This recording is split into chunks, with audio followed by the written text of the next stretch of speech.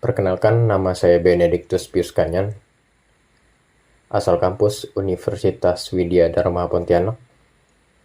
Topik yang akan saya bahas adalah metode division remainder dengan algoritma linear probing.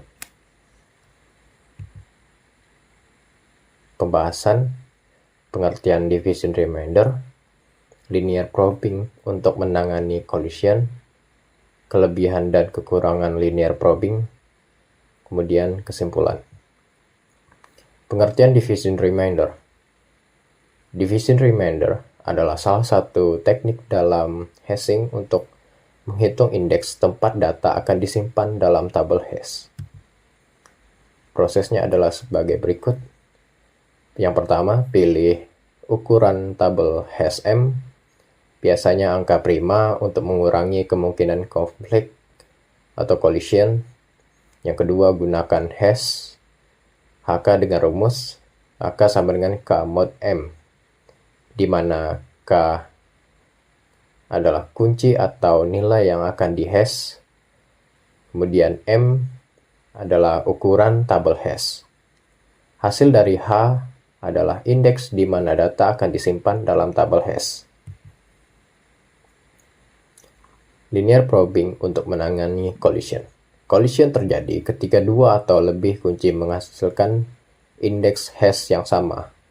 Linear probing adalah teknik yang digunakan untuk mengatasi masalah ini dengan cara mencari slot kosong dalam tabel hash secara linear. Proses linear probing. Pertama, jika terjadi collision di indeks I, tambahkan nilai offset tetap hingga menemukan slot kosong. H aksen KI sama dengan HK tambah 1 mod M, di mana HK adalah hasil fungsi hash awal, I adalah jumlah langkah pencarian yang dimulai dari 0, 1, 2, dan seterusnya. M adalah ukuran tabel hash. Yang kedua, data akan disimpan di indeks baru H aksen KI setelah slot kosong ditemukan. Contoh implementasi linear probing, misalkan kita memiliki tabel hash ukuran M sama dengan 7, dan kunci K sama dengan 10, 20, 15, dan 7.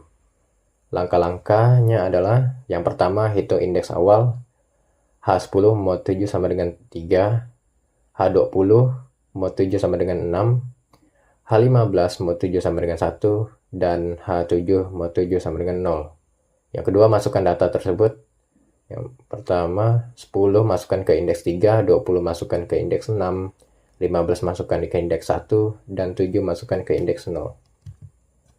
Yang ketiga, jika kunci baru adalah 24 dengan H mod 7 sama dengan 3, terjadi collision di indeks 3. Linear probing mencari indeks berikutnya. H aksen 24, 1 sama dengan 3 ditambah 1 mod 7 sama dengan 4. Maka 24 dimasukkan ke indeks 4. Tabel hashnya indeks 0 untuk 7, indeks 1 untuk 15, indeks 2 kosong, indeks 3 untuk 10, indeks 4 untuk 24, indeks 5 kosong, indeks 6 untuk 20, dan indeks 7 kosong.